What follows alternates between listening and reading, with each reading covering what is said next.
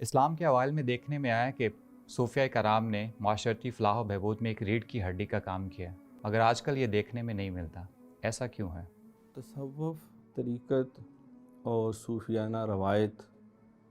ان سب کی بنیاد جو ہے وہ حضور علیہ الصلاۃ والسلام کی سیرت طیبہ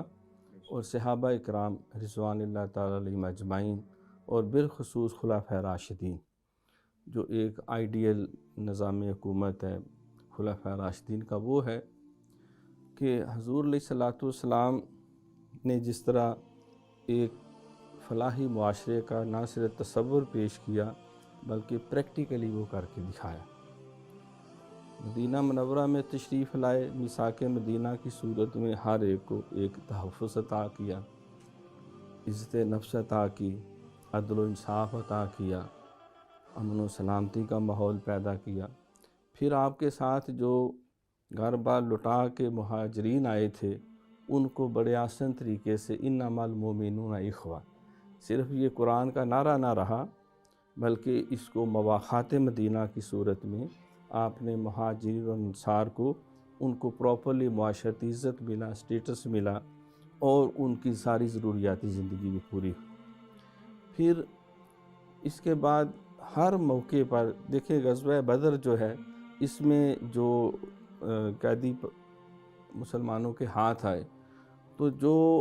وہ نہیں تاوان یا فدیہ دے سکتے تھے ان کی ڈیوٹی لگائی کہ ہر قیدی جو ہے جو لکھنا پڑھنا جانتا ہے وہ 10 مسلمان بچوں کو یا جنہیں لکھنا پڑھنا نہیں آتا انہیں لکھنا پڑھنا سکھائیں۔ جب قحط کا ماحول ہوا تو آپ علیہ الصلاۃ والسلام نے سارے جتنے بھی صاحب ثروت لوگ تھے یا جس حیثیت میں تھے سب کو دعوت دی کہ ان قبائل کی سارے مل کر خدمت کریں، کپڑا اکٹھا کریں، خوراک اکٹھی کریں اور ان تک وہ ساری نعمتیں ضروریاتی زندگی پہنچائیں۔ اور اسی طرح آپ کے ساتھ جو اصحاب صفہ رہتے تھے تو اصحاب صفہ کی جتنی ضروریات ان کے تعداد کم زیادہ ہوتی رہتی، تھوڑے بھی ہو جاتے، 100 سے زیادہ بھی ہو جاتے، جن میں سیدنا ابو ہریرہ رضی اللہ تعالیٰ عنہ،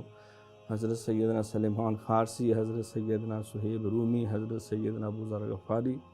اور دیگر صحابہ تھے بڑے بڑے جلیل القدر۔ تو آپ پہلے ان کی ضروریات پوری کرتے تھے، پھر اس کے بعد جو ہے وہ آپ خود اپنے گھر میں ضروریاتی زندگی لے کے جاتے